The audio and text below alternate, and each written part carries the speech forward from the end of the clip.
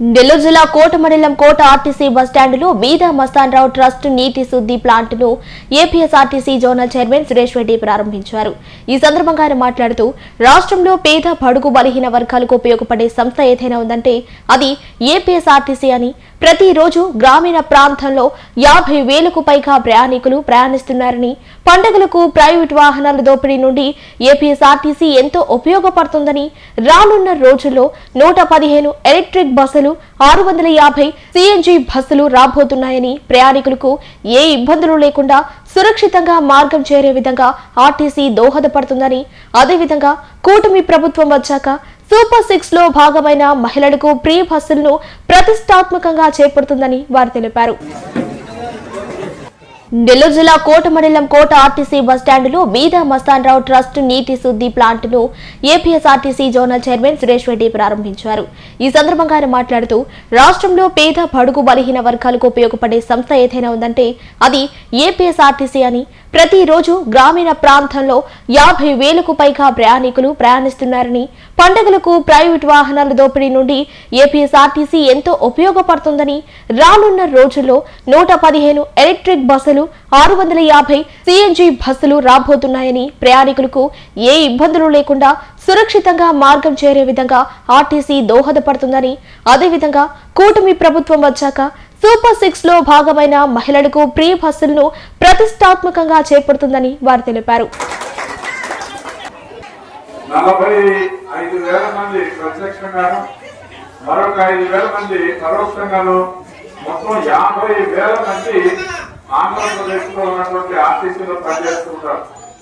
అంతేకాకుండా ప్రతిరోజు కూడా 50 లక్షల మందికి పైగా గ్రామీణ ప్రాంతాల్లో పేద మధ్య తరగతి బడుగు బలహీన వర్గాలకి ఉపయోగపడేటువంటి ఏకైక సంస్థ ఏదైనా ఉంటే అది ఆర్టీసీ అని చెప్పిన మనం చేస్తున్నాం. ఇవాళ ఆర్టీసీ అనేది ఎప్పుడు కూడా ఇవాళ మన కనుపూర్ జాతర వచ్చింది, అదే ప్రైవేట్ బస్సులుగా ఉన్నట్లయితే రేట్లు పెంచేస్తారు. కానీ ఆర్టీసీ అట్లా కాదు. మనకి పెద్ద పండుగ వచ్చినా లేదా క్రిస్మస్ వచ్చినా రంజాన్ వచ్చినా ఏది వచ్చినప్పటికీ కూడా ఎంతమందికి ఏ రకమైన జాతరలు పండుగలు పబ్బాలు ఏదొచ్చినా మినిమం రేట్ ఏదైతే ఉందో అది మాత్రమే ఇచ్చి ప్రయాణికులకి కనీస రేటుతో వాళ్ళకి సుఖవంతమైన గమ్యస్థానానికి ప్రయాణికులు చేసేటువంటి సేవా సంస్థ ఒక రకమైంది. అందువల్ల ఇవాళ ఆర్టీసీని మనకి ఎన్నో రకాల ఉపయోగాలు, విద్యార్థులకు ఉచితంగా ఇస్తాం, మహిళలకి వాళ్ళు ఉచితంగా ప్రయాణం ఉంది, అదే రకంగా దివ్యాంగులకు ఉచితంగా ఇస్తాం. ఈ రకంగా సొసైటీలో అన్ని వర్గాల ప్రజలకు కూడా ఇది అందుబాటులో ఉంటుంది. ఇవాళ మనం చూసుకుంటాం, ఓలో బస్సులు ఉంటాయనుకోండి, అవి కేవలం హైవేల్లో మాత్రమే తిరుగుతుంటాయి. ప్రజలకి మారుమూల ప్రాంతాలకి ఇవాళ రవాణా సౌకర్యం ఉందంటే అది ఒక ఏపీఎస్ఆర్టీసీ. ఇవాళ మనం తెలంగాణ ఆంధ్ర కలిపి ఉన్నప్పుడైతే ఏషియా మొత్తం మీద కూడా ఈ ఖండంలోనే అతిపెద్ద రవాణా సంస్థ ఉంటే ఏపీఎస్ఆర్టీసీ. అంతే కూడా కాకుండా ఇది క్రమశిక్షణ కలిగిన, నిజాయితీ కలిగి చాలా ఒక అంకిత భావంతో పనిచేసేటువంటి సంస్థ.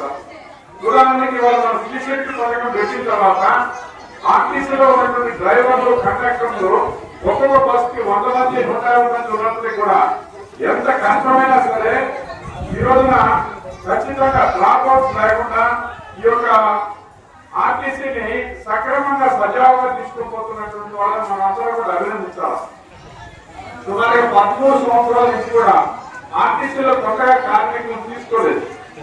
అంతేకాకుండా గత వైఎస్ఆర్సీపీ ప్రభుత్వంలో రోడ్లు సరిగ్గా లేని కారణం చేత బస్సులంతా కూడా మొత్తం కూడా డ్యామేజ్ అయ్యి, అందువల్ల ఎప్పుడైతే ఈ కూటమి ప్రభుత్వం వచ్చిన తర్వాత సుమారుగా 3,000 చిల్లర బస్సులు 15 లక్షలు తిరిగిన బస్సులు కానివ్వండి, చెడిపోయిన బస్సులన్నిటి స్థానంలో మన రీప్లేస్మెంట్ తీసుకురావడం జరిగింది.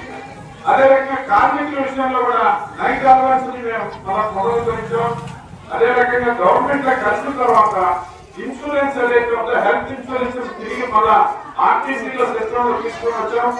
ఈ రకంగా ఎవరైతే 2020 తర్వాత మెడికల్ అన్ఫిట్ అయ్యారో వాళ్ళకు ప్రత్యామ్నాయ ఉద్యోగాలు ఇవ్వాలని చెప్తున్నాం.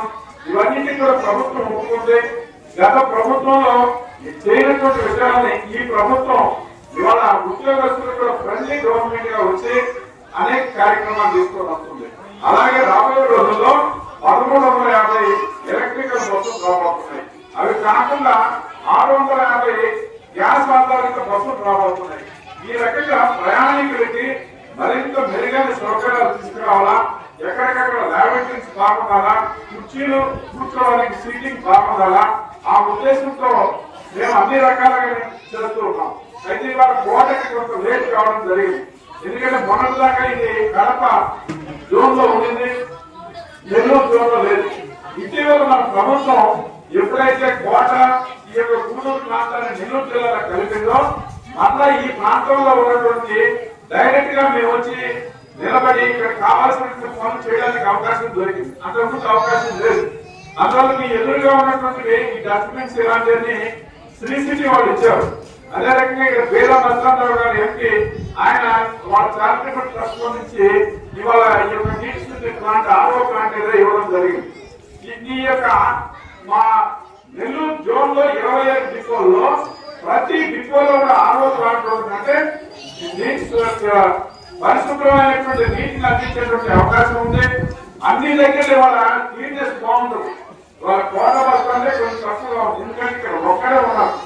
ఇక్కడ కూడా ఇంకొక కార్మికులు కూడా పెంచాలా, ఇద్దరు ఉండాలి ఇక్కడ కనీసం క్లీన్ చేయాలన్నట్లయితే. నెక్స్ట్ అది పిఎం గారిని మా ఆర్ఎం గారికి కూడా చెప్తాను నేను. ఇంకొకటి ఇవాళ ఎప్పుడైతే కోట బస్సు మనకి నెల్లూరులో కలిసిందో ఇక్కడ ఉన్నటువంటి ఆర్టీసీలో ఉన్నటువంటి ఎంప్లాయీస్ అందరూ డ్రైవర్లు కానీ కండక్టర్లు కానీ వీళ్ళందరూ కూడా ఈ బస్ స్టేషన్ కూడా వాకాన్ని కూడా నెల్లూరులో కలపాలనేటువంటి వాళ్ళ కోరిక. దాన్ని లాస్ట్ బోర్డు మీటింగ్ లోనే నేను జనవరిలో జరిగినటువంటి బోర్డు మీటింగ్ 20వ తారీఖు ఈ విషయాన్ని వాళ్ళ దృష్టికి తీసుకొచ్చి వీలైతే ఈ వాకాడు డిపోని నెల్లూరు జిల్లాకు అనుసంధానం చేయాలి. ఎందుకంటే ఇది కడపకు దూరం అవుతుంది, తిరుపతికి కూడా దూరం అవుతుంది. ఇప్పటికే కడప ఆ జోన్ లో 57 డిపోలు ఉన్నాయి. వీటిని చూడటానికి వాళ్ళ సమయం కూడా సరిపోదు. అందువల్ల నెల్లూరులో ఉన్నట్లయితే మళ్ళా తిరిగి వాకాడు కోట ఈ బస్ స్టేషన్ అభివృద్ధి చేసుకోవడానికి అవకాశం ఉంటుందని చెప్పేసి ఎప్పటి నుంచో నెల్లూరు జిల్లా ప్రజలతో ఉన్నటువంటి సంబంధాలు, నాయకులతో ఉన్న సంబంధాల కారణంగా ఇక్కడ ఉద్యోగస్తుల మేరకు అవకాశం ఉంటుందని చెప్పి చెప్పడం జరిగింది. ఇది కూడా ఇంకొక వారం రోజుల్లో దేశం రాబోతుంది. ఆ రోజు కోర్టులోనే తీర్మానం చేశారు. నెల్లూరు ఈడీని కడప ఈడీని మాట్లాడుకొని ఫైనల్ డెసిషన్ తీసుకోమన్నారు. కడప ఈడీతో మాట్లాడారు, నెల్లూరు ఈడీతో మాట్లాడారు. 2 రకాల ప్రపోజల్. ఒకటి మొత్తం వాకాడు ఇటైనా వస్తుంది, లేదా ఇక్కడ తిరిగేటువంటి కోట ఈ ప్రాంతంలో ఉన్నటువంటి బస్సులు కానీ స్టాఫ్ కానీ నెల్లూరులో కలిసేటువంటి అవకాశం ఉంది. ఇది మాత్రం తప్పనిసరిగా వారం రోజులు జరుగుతుందని చెప్పేసి మనం చేస్తూ కోట ఇంకా చాలా డెవలప్ చేసుకోవాల్సిన అవసరం ఉంది. ఇక్కడ ఇదివరకు ఇంకొక ఇలాంటి ఇంకొక షెడ్యూల్ కూడా ఉండేదని చెప్పారు. అవన్నీ కూడా మనం డెవలప్ చేసుకోవాలి. ఇక్కడ కావాల్సినటువంటి వస్తువులు కూడా రాబోయేటువంటి రోజుల్లో మనం చాలా బడ్జెట్ లో శాంక్షన్ చేయిస్తాను. ఇక్కడ ఏది అవసరం ఉందో అవన్నీ కూడా మనం ఒక్కొక్కటిగా చేస్తున్నామని